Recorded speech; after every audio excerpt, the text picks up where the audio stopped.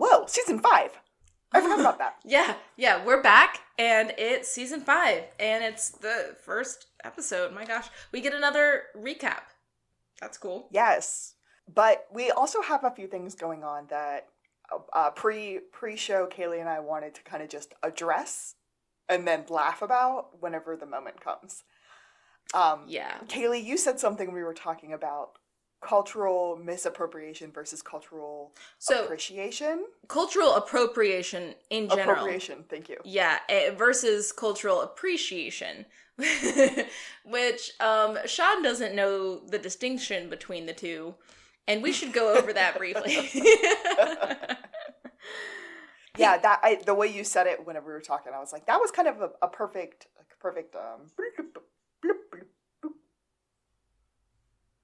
I don't know what to call it. Container? Stratosphere? Okay, go ahead. We should say there's a lot of jokes and stereotypes and things mentioned about Chinese culture, but we should really add that it's Shawn looking like a fool because he's making these assumptions and referencing these stereotypes and being generally an appropriative tool about it. Like, and it's very clear to everyone, I mean, Gus probably especially, that Shawn's being a little bit of an idiot here, and that's why it's funny. I think that's why the jokes, for me, still worked. When I started watching this episode, we got a little bit in, and I was like, oh no, this is going to be an episode that we're going to have to, edit a bunch, because there's so much stuff going on. Like really early on, we see this guy, and I immediately wanted to describe him as a ninja, and then I was like, I can't just call him a ninja. Like that's built into me, but I recognize that that's not what I should just be calling somebody. So I was just like, oh no. And then we get to some moments where I kind of thought, this wouldn't fly in 2024. But the more I listened and the more I kind of laughed, I was like, no, they're not making fun of anybody's culture. They're making fun of themselves. For misunderstanding and making assumptions about a culture. I think it still works because, like we said, they're not punching down. They're the butt of the joke always when they're doing these stupid things. To the point where they start calling themselves out on it, which I'm real excited to get to. Yeah. And I should forewarn you. I start off saying rich daddy again in this episode. I did too. But then it changes to crime daddy. And we have multiple rich daddy crime daddies, and I'm so excited. So I had a moment where I was like, we can call him crazy rich Asian daddy. He is crazy rich. Yeah. And then I finally just started calling him Mr. Chang because it was easier that way. Yeah, no, I definitely went from rich daddy to crime daddy, and I'm here for it. I like that. In that case, shall we start? Because I know you and I both have a lot to talk about this episode. It's showtime.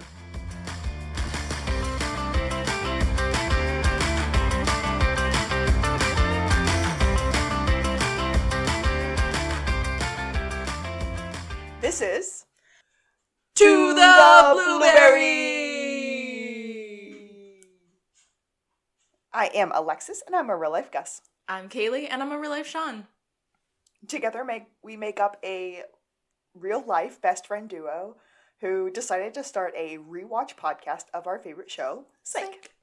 Yeah, I gotta say, we nailed this intro compared to the last episode of the last season. Because editing that was a riot. We messed that up so many times and so badly.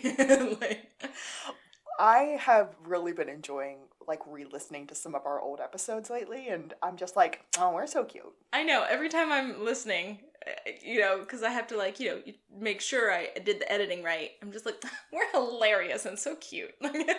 Speaking of editing, though, we are in a new year. We are in a new season.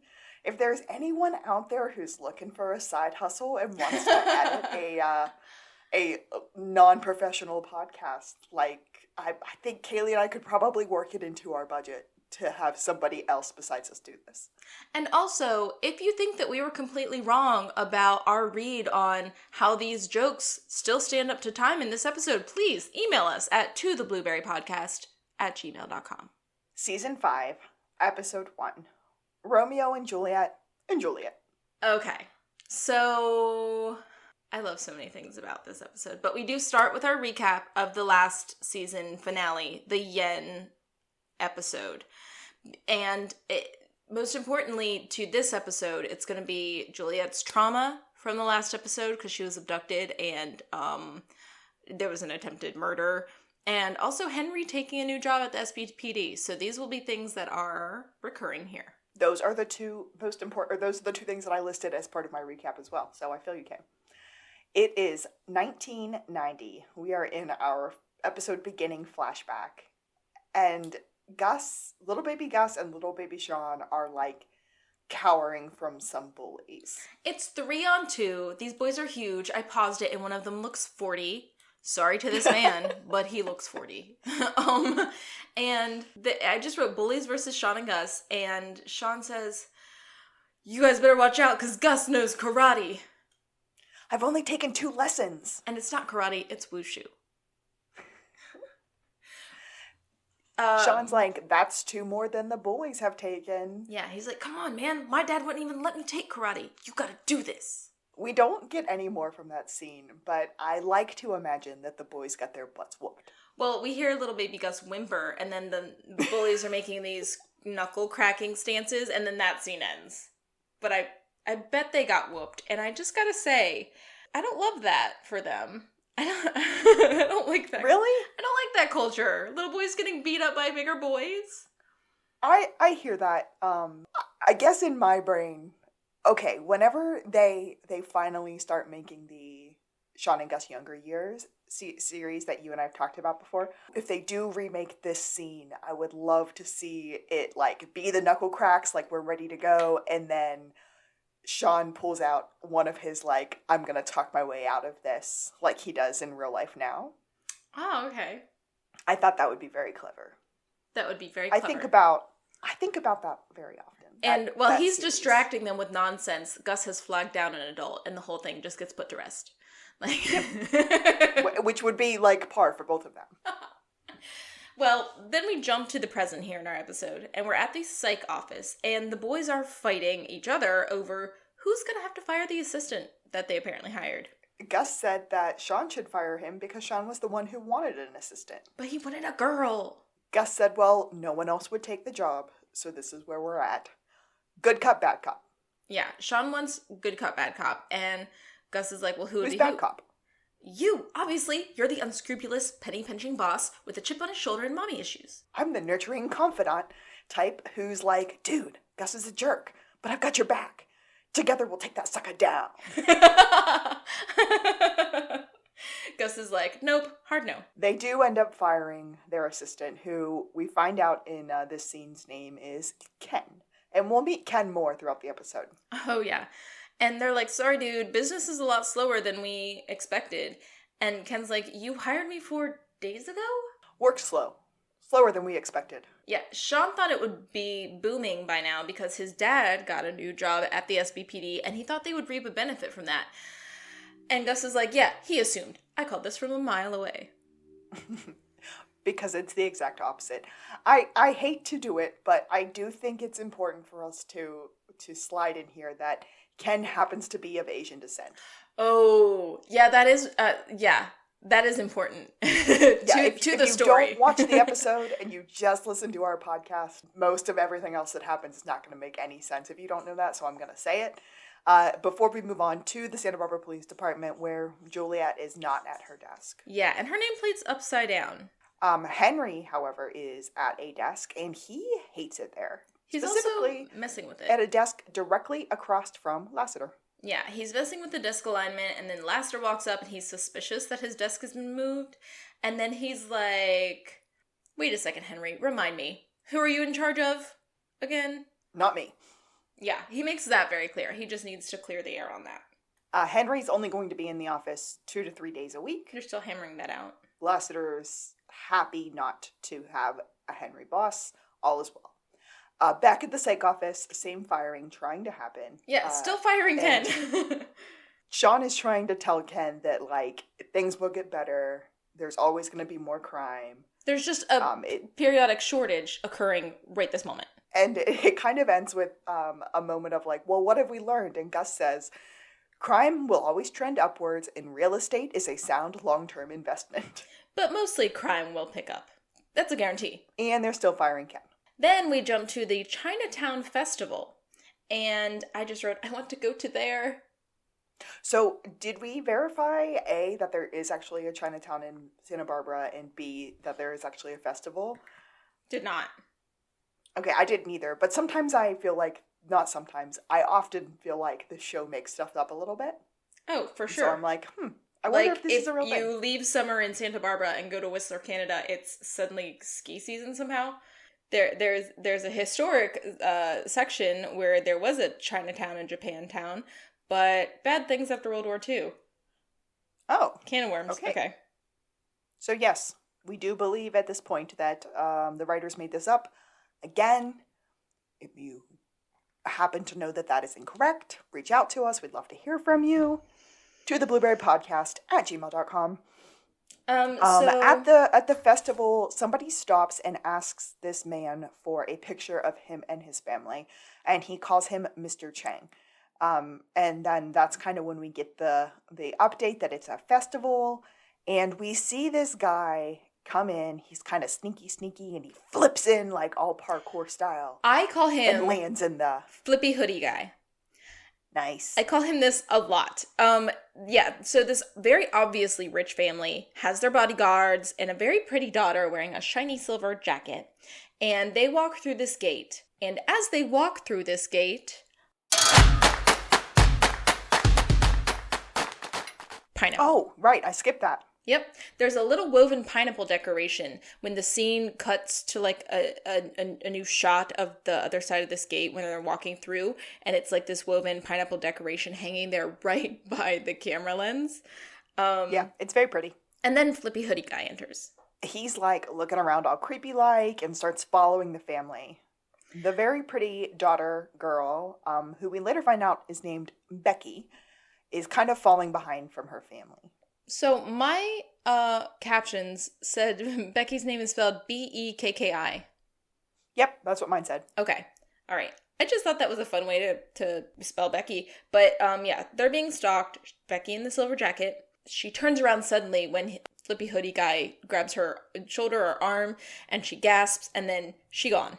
Dad sees that Mr. Chang dad, crazy rich Asian daddy, if you will, sees that the girl is missing and starts screaming at his staff to find my daughter. And they start looking all over the festival. Yeah. Then we get our very full credits. I think the fun fact said this is one of the only season promos that has a full credits. Or like the season starts. Yeah. And these full awesome credits have Chinese writing before they change to the English names of all of our actors. This season of the credits also has a ton of snips from this episode. Yeah, a lot of new stuff from the past season and this season, and a lot of good timing on stuff. You want to run when you can't crawl, and they're army crawling from last season? So good. There's even an episode of when Buzz got exploded in season 2. Yeah. And I was like, Buzz made it into the credits. Was that season 2 or season 3? I don't know. Buzz almost died many times. Anyway, speaking of Buzz.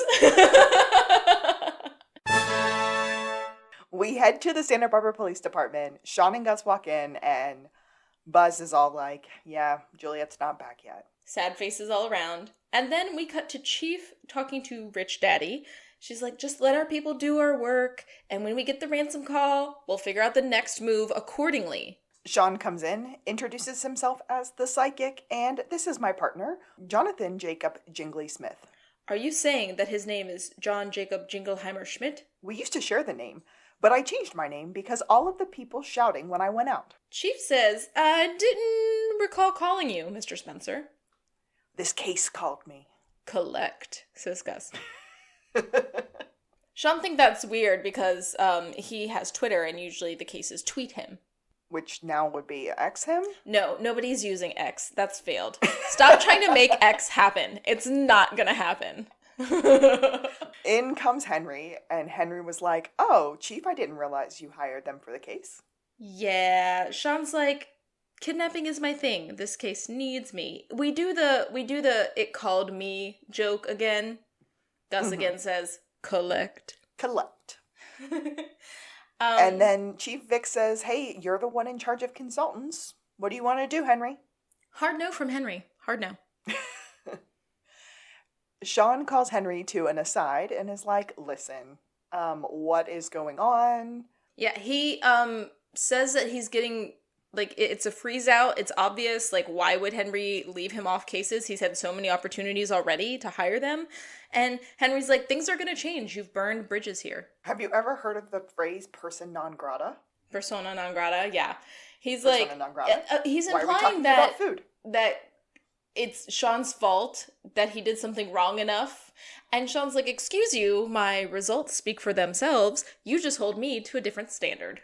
And then he supplies a receipt, which I really, really appreciate. Because they have a yes, huh, back and forth.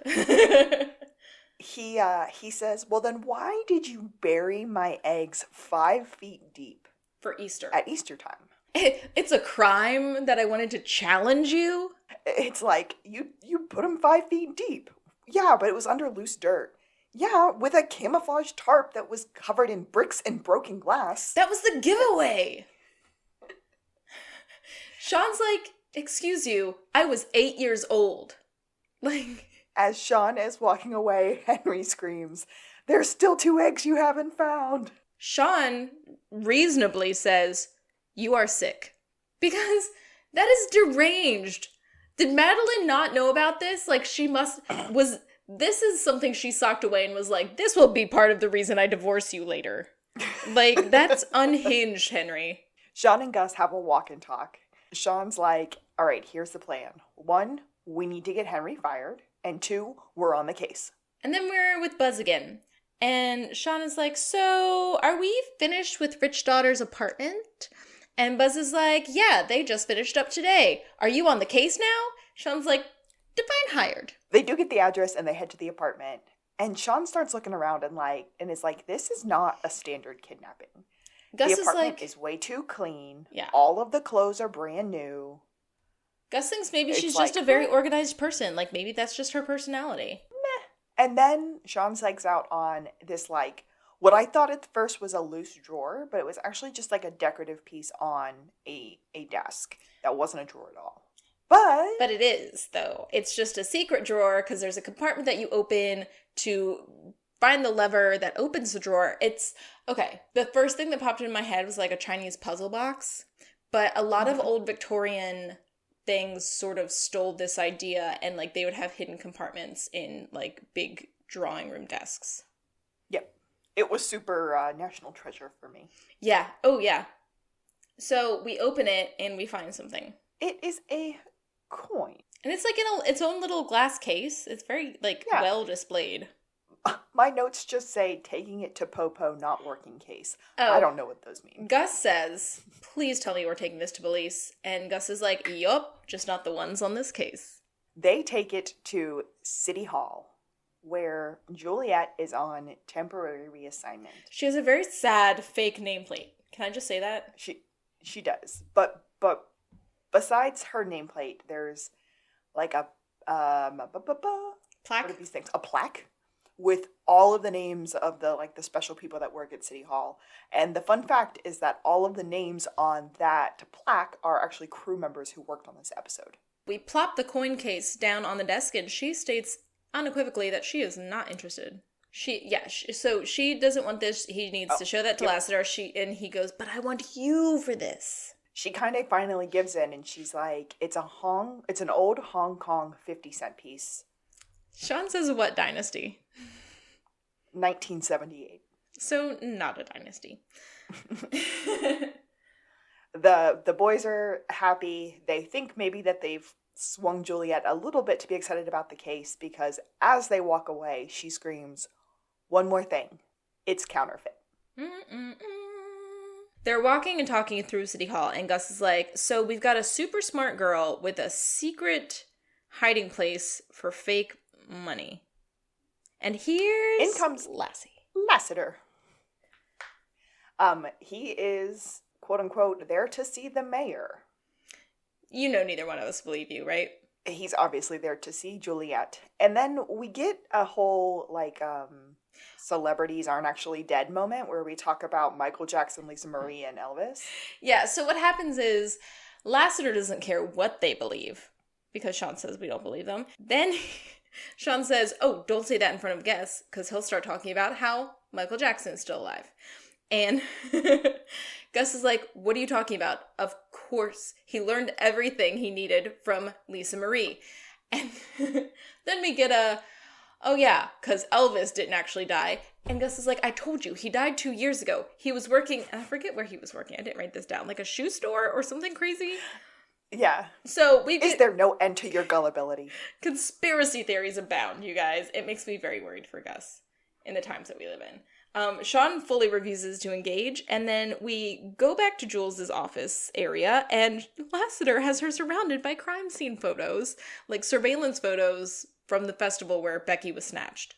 Juliet's like, I do not want to see them, but then there is a picture of him. Of Flippy hoodie guy. The bad guy. Yep, flippy hoodie guy. And Shawn and Gus also see it, and they are like, oh, you also came here to try to lure her back to the case. We are so on the same page. See, it's not just me. You're concerned about her insisting to stay down here. The unreturned phone calls, the ever so slight darkening of the hair. Gus says, I like it. Lassiter hadn't noticed. Juliet just wants to be left alone. But Shawn thinks that Lassiter and Shawn have once again become so great that they should get Thing 1 and Thing 2 t-shirts. Yeah, they've passed a certain threshold together. Now, Shawn, because Jules has kind of like walked away from all of them at this point, Shawn asks Lassiter a question. He's like, just so you know, who would possibly want to counterfeit a Hong Kong 50-cent piece from 1978? You guys don't seriously think the triads are part of this? That depends. How would we speak with these triads? Lassie's like, you don't speak with them. Also, there's two. There's the Golden Triads and the Dragon Triads. Like, they're an underground society. There are multiple factions. So the ones that I guess we're dealing with, the big players here in Santa Barbara, are the Golden Triads and the Dragon Triads. And Shawn's like, well, generally speaking, just the, like, regular, the medium. The venti.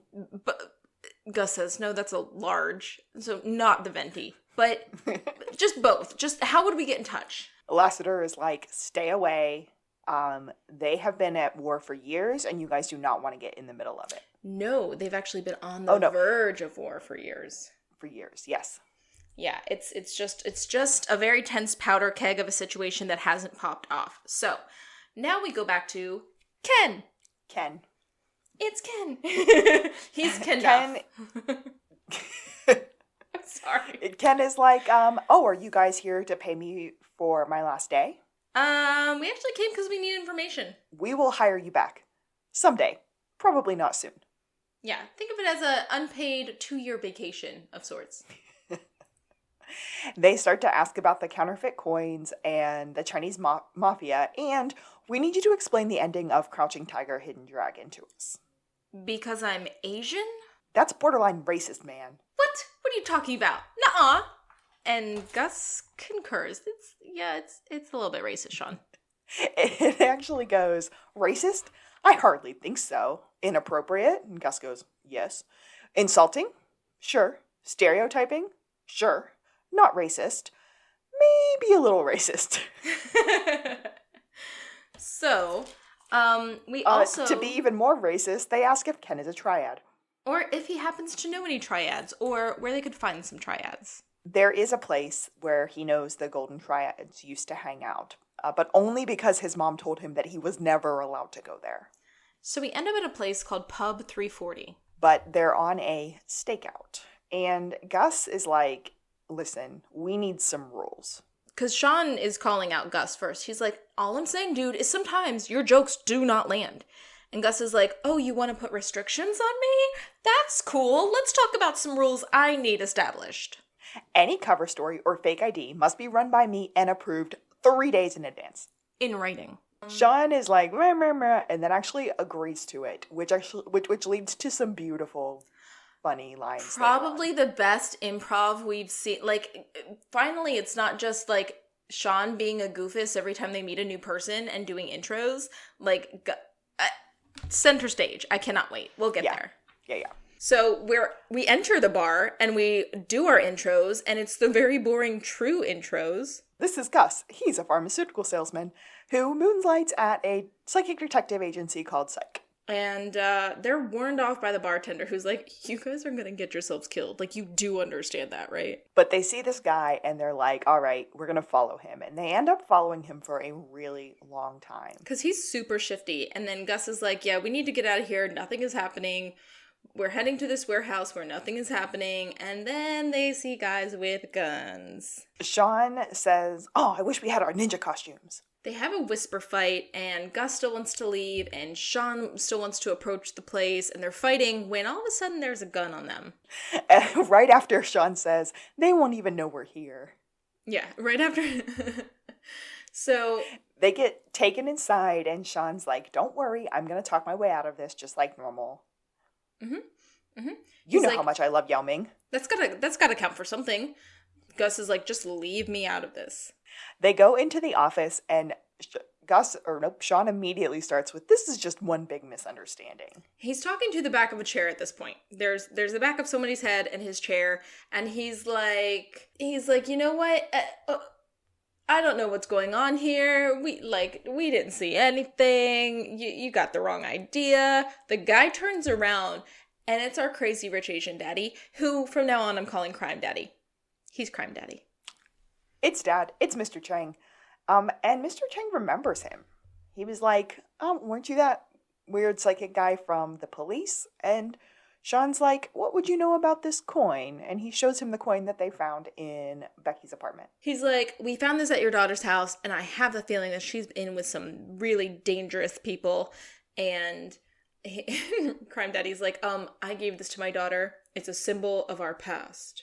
Shawn is starting to question if Becky is caught up in all this stuff, and Dad's like, no, she is not part of this. Whatever we're doing is not criminal. Whatever you think is going on is not what's going on.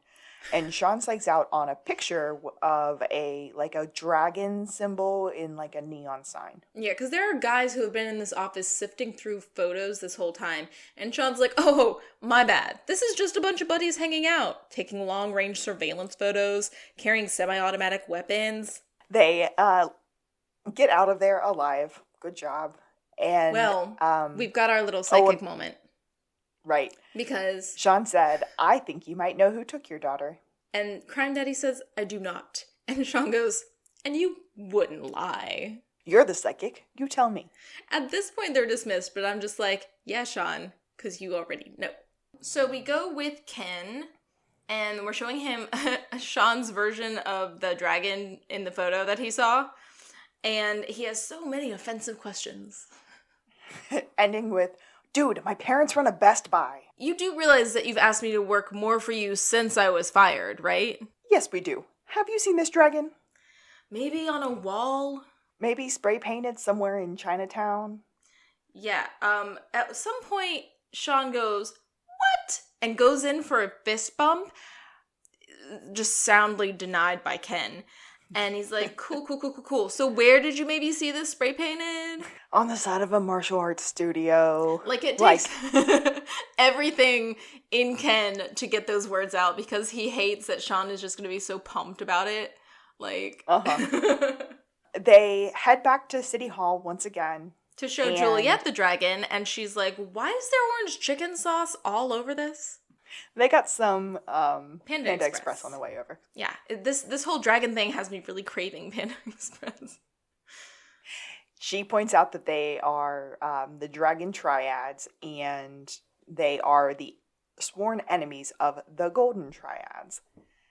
And Shawn's like, well, what would happen if a golden triad person, if a dragon triad person would kidnap a golden triad person? Or someone from the family of a golden triad person. What then? It would start a gang war. She's like, no way that would ever happen. Absolutely not. It'd be beyond suicide to make that move. Lassie is right there all of a sudden. He's like, right, they can't even be seen in each other's territories. Bum, bum, bum. Jules screams, I will have you all banned. Shawn and Gus head to that martial arts studio, and Shawn wants to be in the class. But the class is for 5-year-old to 8-year-olds. Oh my god. Okay. So this whole scene, this is my favorite scene of the entire episode because Shawn cannot introduce Gus as anything other than the truth. He walks in and says, I'm here for class. The guy's like, this class? Shawn's like, yeah, I believe it starts in. Guy's like, 5 minutes. Shawn's like, right, yes, this one. Dude's like, this is for 5 to 8-year-olds. And Shawn's like, uh-huh. And that is what we call... discrimination and ageism. Dude's like, who are you? And Gus introduces himself. Are we ready? Are we ready? I'm his lawyer. A lawyer? Shawn goes, yeah, I keep a retainer on call at all times. There's just so much injustice in the world. And the dude is like, cool, I guess I'll see you in court. As we plan to try this case in both civil and criminal courts, I'm going to need your statement from you.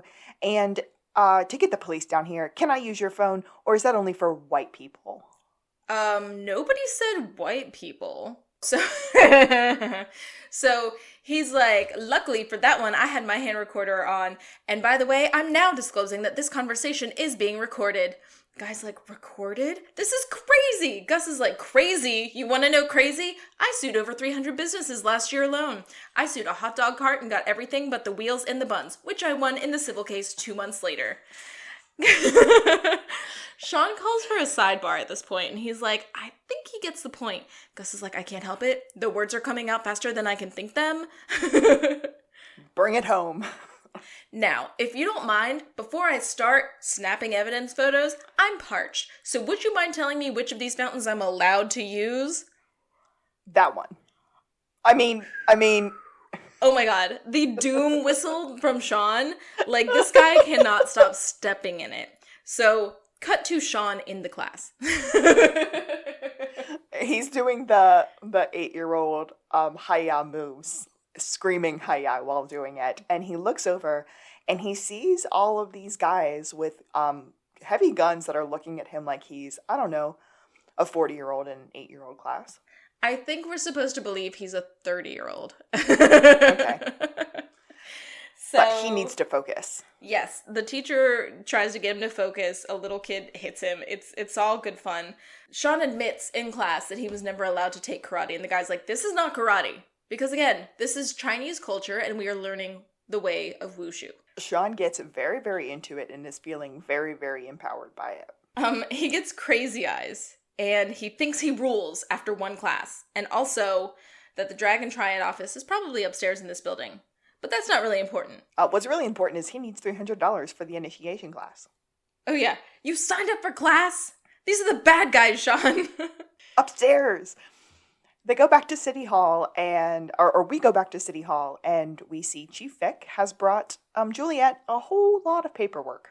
Well, she's ostensibly there to check in with Juliet and to remind her that there's no shame in taking the time that she needs, but she needs to recognize when the healing ends and the delaying begins. But everyone, okay, correct me if I'm wrong, because early on in the episode, I think Shawn says, like, it's been 4 or 5 days, and there have been, like, a bunch of cases that Henry's not hired them for, but I think they've given Juliet, like, a week tops to get over this trauma. Like...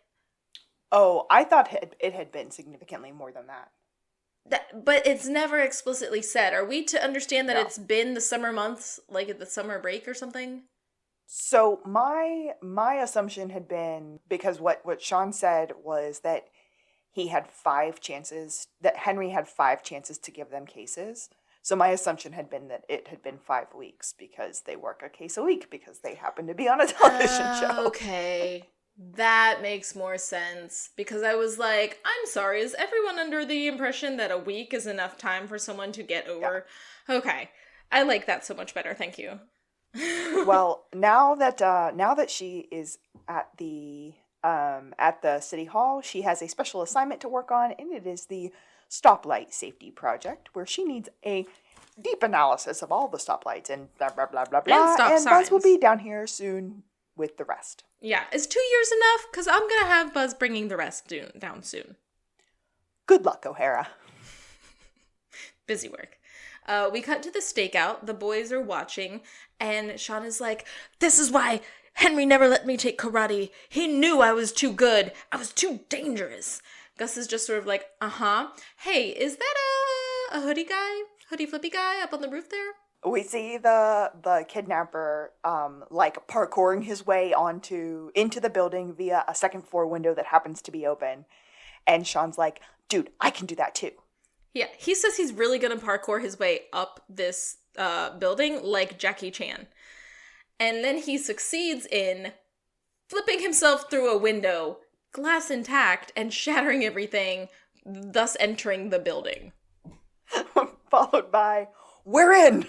Oh my god. Okay, here's the thing though. We'll talk about this later. Shawn gets thrown around and falls through a lot of things. He does a lot of stunty, action-y things in this episode that are quite silly, but he's doing them. We'll follow up on that later. It continues to fail on him, and he continues to think that he can still do it. Like he's still like, "I still have the power." Yeah. Oh yeah, he's still feeling it. So anyway, we creep upstairs, I guess, and we see a guy in the office, and then we find him stealing stuff from a safe, and we see a dragon tattoo on his hand. And then they confront him, and he knocks them both out cold. Yeah. So Shawn's like, "Hey man, kidnapper dude, we could do the easy way or the knocked out." Gus is like, "You must be out of your damn knocked out." And then that guy's leaving. The boys kind of try and rouse themselves to follow after him. And then they're surrounded by a room full of bad guys. Bad guys. The dragon triad has found them in their lair. So these guys are in the right to beat their butts because they have, it's breaking and entering. Yeah. Immediately, Hoodie Guy covers that tattoo. And then... is like, And Shawn and Gus try to talk their way out of the fight. Yeah, they mentioned that they found him in the safe when they got there, which they don't think he even really had to crack, which proves that he's a pro. And then there's the fact that I guess he stole a jacket, which is a weird thing to steal, because he was already wearing a hoodie and it's not that cold outside. So it might be an inside job, they say. So there's a mean guy and just silence. And then the hoodie guy, the kidnapper, beats all three of the thugs by himself, and then Boss Man comes in. Well, I call him mean guy. I appreciate that, but I kept feeling like it was a video game, and so he had to take down the thugs before he could battle like Bowser. Oh, that's the boss. Cool. Yeah. Cool. Yeah, and like although we find out later he's not actually boss. He's not but like it the is boss really boss. Cool videography. Yeah, so they're doing a really good fight. There's a lot of fighting here. The boys try to find weapons. Gus ends up holding a broom and a mop, or just two brooms. Cleaning supplies. He has cleaning supplies in his hand. And then they decide that they're just going to wait and let the two of them kill each other. Yeah, so Mean Guy gets knocked down by our Flippy Hoodie Guy, and then Flippy Hoodie Guy runs off. The boys chase him. Mean Guy gets up, clearly injured, but is following them. And then they're starting to fall behind, and they see that Flippy Hoodie Guy has gotten to the other side of a fence, and Shawn is like, "I can scale that in a single bound." And he tries. And he runs. And he smacks right into it. In the fetal position. Like, he jumps into the fetal position and tries to grab the fence, but he falls. You guys need to watch this episode for the physical comedy alone. They then realize that the boss is following them, and they're like, "Oh, well, we got to get over this fence." So they climb the fence, and then they end up hiding in a stairwell. Shawn's senses are so on point. He can't believe he didn't turn to Eastern culture earlier. We got through this because we hid like little girls. Yeah, we got lucky. Shawn's like... So, Mean Guy passes them by. And Shawn is like, Gus, don't be the 10 tigers of Canton. We have reached a new level. And then we see Hoodie Guy come back into frame, and Shawn is like, do you see now? They follow him, and they end up at an apartment building. They see him enter an actual apartment, and Shawn is like, oh, we got him now. Let's bust in there and, like, take this all down. Gus is flat out refusing. But Shawn sees that silver jacket that Becky had on in that very first scene. And Shawn does not want to call the police. Yeah, he's that not was riding so their us coattails. last week. Last week. Riding their coattails is so last week. So Shawn busts in on his own, and he makes a noise when he does it. He fully, kicks the door. He's like, wah! Like, I've caught you. And for two people hiding out, the people he catches kissing do not react as if they are on guard at all. No. The timing's wrong. Yeah, they're just like macking, and even when he kicks the door in, they don't react in a sort of way. Right? They're just like, oh, you caught us kissing. Oops. So Shawn goes back out and he's like, dude, it's been 10 minutes, but Gus is still refusing to enter or anything. Like, he wasn't going to go check. And then instead he checks his email. Shawn tells us that we are with Sang Tan of the Dragon Triads and Becky Chang of the Golden Triad, family Golden Triads, and they're in love. But someone found out about their relationship, and so Sang has to get her safe. This is where Gus is like, I get it, it's Romeo and Juliet. Everybody drink! Sorry, it's the title of the show. But it is a little bit more complicated because Becky's preggers. She's 19. We covered this in an earlier scene. This girl is 19, and she is being groomed to be an ambassador of some kind. I'm sorry, it's stressing me out. Anyway. Yeah. Gus thinks they definitely need to tell the people that this is no kidnapping, but we're all like, hey, it's more complicated than that. But it's even more complicated because Sang Tan is also the next in line to take up the helm from his father, leading the Dragon Triads, and his father would never stand for this. So his plan was to get some cash and that they were going to run, but they can't do it now. They need help. Yeah, Becky wants their help. Shawn and Gus disagree on whether or not to help. We get an instant, absolutely no.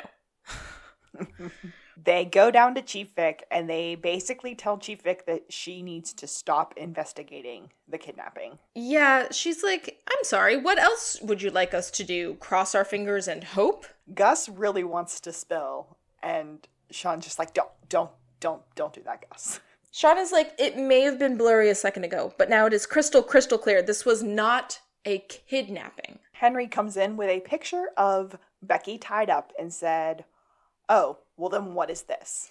They keep referring to this as a ransom photo. However, something we will find out very soon is that it was only the photo sent to them. There was no demand. There was no note. It's just the photo. So we'll leave that there for now. The scene ends with Shawn going, wait, I'm getting something else. And that something else is the apartment where he takes the entire team, where Becky and Sang Tan just were. We get a little pop culture here because Gus says the guy... Shawn said, I'm sure they were here. And Lassiter said, well, how sure are you? As sure as R2-D2 is not Gus's friend online? As sure as I am that the guy who just friended Gus online is not the guy who played R2-D2. His name is Kenny Becker, Shawn. Why would Kenny Becker want to be friends with you? Why would Elvira want to be friends with you? Her name is Cassandra Peterson, by the way, says Shawn. Chief Vick confirms that they found her DNA or something. She was in fact her bracelets, there. Some of her effects. Yeah, they confirm that she was present. And Lassiter finds blood. Henry's like, in an aside, so you were here, and I didn't want you involved. Blah, blah, blah, blah, blah. You had to go and play psychic, and now a girl might be dead. Shawn is like, oh, okay, so this is all my fault, but do you know who's the leader of the Golden Triads? And Henry knows it's Mr. Chang. Why did you think I didn't want you involved? And Shawn is like, but it's Romeo and Juliet. It is West Side Story. It is the Jets and the Dolphins. I don't know which side's the Jets and which side's the Dolphins. It's the Jets and the Sharks, because the Jets and the Dolphins are football teams, Shawn. Henry is like, or Sean's all like, but I saw them kissing. And Henry said, was she under duress? Yeah, like, are you sure of what you saw? Maybe they were lying to you. Maybe someone's getting something over on you. You got played. Face it. They go back to City Hall, and Gus is like, I think maybe they were lying to you. Maybe they just did it for the money. Yeah. And they're playing him because he's either a romantic or stupid. Sean tells Jules that it's Romeo and Juliet. It's DiCaprio and Danes. But Juliet already knows about the ransom note. And Sean goes, aha, you are following the case. Only enough to know that you're wrong. Sean psychs out. Wait a second. There wasn't a ransom note. It was just the picture. And Gus is like, yeah, but why would they send that? It would only incite panic and they wouldn't get paid. So what happens is Sean is like, wait. The Tan family are Romeo, and the son is the one involved with Becky, our Juliet, and then Juliet's like, which son? Because there are two. There's Sang, who is our Romeo, and there's Tenno, the mean guy from earlier. He is the enforcer. And Sang is in line to become the next leader of the triad, the Dragon Triads, but they would consider taking Tenno on as a leader if there was a war going on between the two tribes. Yeah, because he's a hothead. Tribes? Gangs? Gangs. So, gangs, thank you. Tenno has been pushing buttons and causing trouble. He's a hothead. He kind of foments violence. He wants the chaos. And Juliet confirms that he would only make sense as a leader if it was in war. So Sean knows exactly what's happening here. And Tenno's trying to incite the war as a power play. Shawn and Gus are back in Chinatown, and Shawn's like, I just realized what you do when two brothers are fighting. What's that? You tell their dad. So they're in a room with this guy who was happy to take a meeting with them when he explained that he had, like, groundbreaking information on his two sons. So he's explaining to this man who is remaining completely silent. My notes say there's a lot of semi-racist things going on. Shawn is pretty much digging himself into a hate hole. But at one point he says, your son wants to start a war between the triads. Tenno, the mean one. I don't know how you identify between them, but for me, he's definitely the meanest. Gus is like, dude, he's not responding. He might not understand you. Are we sure he speaks English?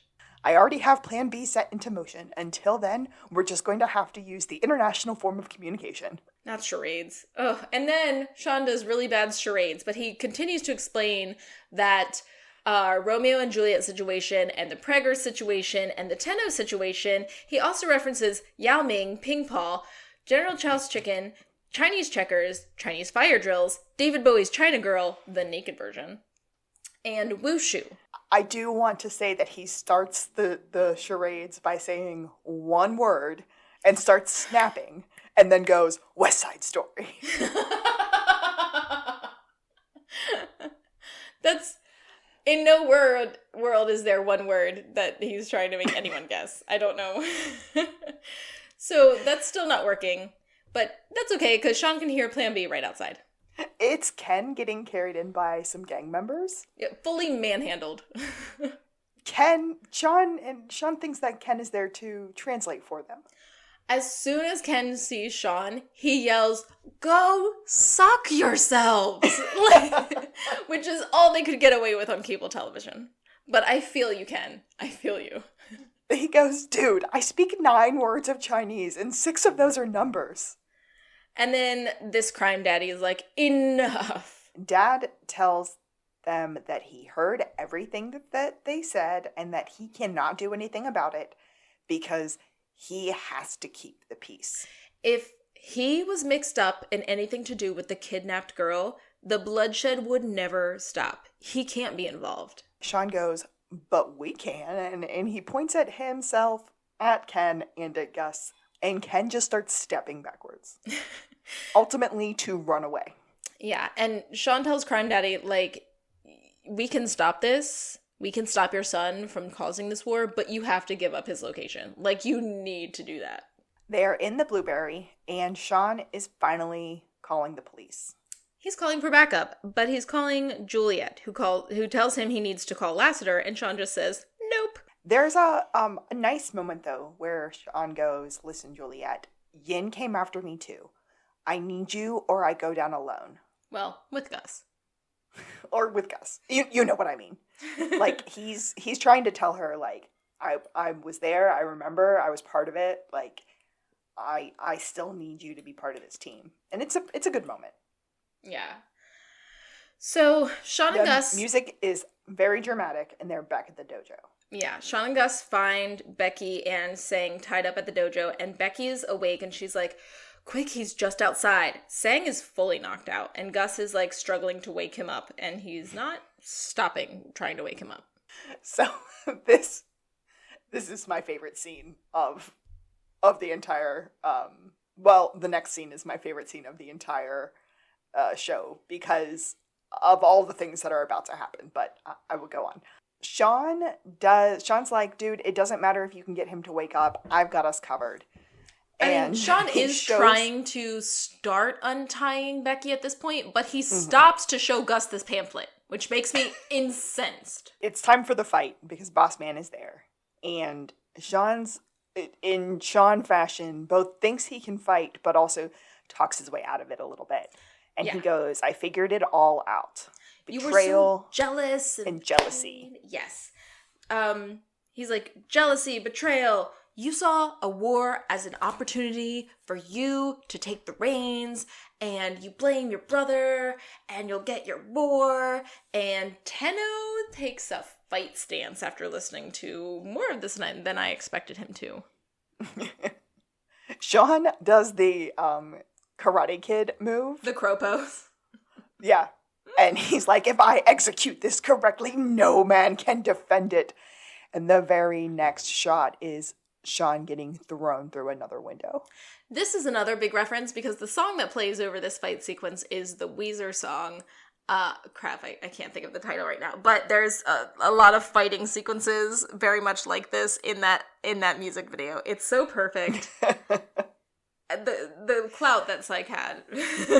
My favorite part about this is that Shawn continues to think that he can fight back. Gus continues to try to wake up Sang, but also is Shawn's hype man the entire time. And so he's just screaming things at Shawn, trying to encourage him. And Shawn is basically playing bad defense the entire time because he finally realizes he can't do it. So, okay, there's a lot going on here. The fact that Gus is still trying to wake Sang really frustrates me because Becky's right there and she's awake. And no one's calling the actual police and things are popping off. So, Shawn is fighting and then he grabs a stick of some kind and he's like, did your teachers ever teach you to fight with a stick? And Tenno's like, he grabs something to fight with. And then Shawn ends up dodging the stick, and it's very Matrixy. And the whole time, Gus is going, "Woo, shoe finger, crouching tiger, fist of fury." They're just fighting, and then finally, boss man, brother man, Tenno goes down because Becky kicks him, but he instantly takes Becky down because Shawn was already down, and then Shawn jumps up and he grabs a fake sword, and then Tenno puts his hand up in surrender. Shawn's like, oh, cool. Really? The next thing we see is the camera zoom out, and it's Juliet behind Shawn with a gun. Oh, great timing. He just surrendered, Juliet, right before you got here. The entire team is there now, including Henry, and Shawn goes up to Henry and said, this never would have happened if you would have let me take karate lessons as a kid. But you knew I had too much potential. And Shawn was like, no. You had zero control of your body. I had too much control of my body. So, okay, here's where I want to say, I took karate and different forms of martial arts as a kid multiple times. And my brother was a kid who was crazy, super hyperactive, just like a wild and crazy man. Being in karate and the level of respect that your teacher demands and the control that you learn is probably exactly what a crazy kid like Shawn could have benefited from. Because my brother definitely did. Like, it instills not only discipline, but respect. And, like, in a very healthy, like, way. So, Henry's wrong. And he should have let Shawn. Like, I think it would have been good for both of them and their relationship. Shawn is like, listen, you're still doing it, Dad. I can handle the rough stuff. Henry's like, fine. Put me on more cases. Don't put me in a position to lie for you. And you have to call me before faking a vision or ever putting that hand to your head. You call me first. First, huh? First-ish? And then he just walks past Henry to Juliet, who's been motioning to him. And it's very, very sweet. It's very sweet. This was just the kick in the pants that she needed. She thanks Shawn because he was unrelenting and didn't give up. But Shawn said, I would never kick you in the pants. And I would also never give up. Should they hug? I think we can. But they're interrupted by Lassiter arriving. Chief said you were working on a special project. You can work on this too. These are your taxes. Look, it's already helping. Yeah, he's like claiming that her being out of that office is like his doing, and the special project and the busy work. And she's like, yeah, I'm not doing your taxes, and just drops them. Shawn and Gus are kind of walking down steps, and Shawn said, I feel like my spine is liquid. He also says, Panda Express? Had that last night. Pickup sticks. Had that this morning. P.F. Chang's? You know that's right. So that's our end, and then we get more Weezer and all the outtakes and bloopers. It's an homage to Jackie Chan because ever since he first came on the scene, when he was very, very young doing action movies, he always plays his fails after a movie because he's doing crazy stuff, and sometimes it doesn't actually work out. Mm-hmm. So Shawn... It's hard to describe. It's some of like Shawn's worst moments, like when he goes through the windows and like when he runs and he leaps into the fence. It's just it's Rode, though. You have to watch it. It's so clearly Rode doing his action. Oh, I totally disagree with you. I don't. I was staring at his profile and I was like, no, that's our guy's nose. No, that is not James Rode. It is. Okay, well, listeners, I think you need to watch this episode. All of the listeners that we have out there, watch this episode. Check out those bloopers and let us know if you think that those are stunt double, if you think that was a stunt double, or if you think that was James Rode Rodriguez. Because I'm still not sold. Although Kaylee is right, I did not see any notes of them being a stunt double. So I'm intrigued to see how our many, many listeners feel about this. I think when we have episodes where like people are jumping like off of actual buildings and not just like flying through fake windows, like toppling over things, I think there's a difference between doing your own action and doing your own stunts, as Keanu Reeves would say. And I think when you're jumping off a boat or something like that, it's a little bit different than like a more controlled like fall through fake wood wall or something. Yeah. But I mean, I stared at a lot of those and I was like, I think that's him. I love it. I love it. Well, this is an awesome season starter. It's like funny, it's action packed. It's just it's got a good storyline. It has very sweet, tender moments. It has a lot of character growth. I'm overall enjoy this episode. Always do. Yeah, I think everybody rallying around Juliet, wanting her to be okay, but also missing her and not wanting her to settle into avoidance. It's very familial. I love it so much. Do we have anything else we need to talk about this episode, Kayla? No, I love that Buzz came up multiple times. We got Henry, we got Chief. It was a great season opener. I'm very happy with this one. I would have enjoyed some Woody, but all things considered, I understand why we didn't have a Woody. Yeah, oh my gosh, I just said why we didn't have a Woody. We didn't have a dead body. That's good news. That's what I was about. It's where I was going with it, but it didn't happen. So, I'm Alexis. I was waiting to hear if there was any screaming. Then, depending on how bad it sounded, I would go forward from there. And if there was any pleading, that would also be a variable. And I'm Kaylee. You're part Chinese, Shawn. You must understand. And this has been To the Blueberry! Psych out.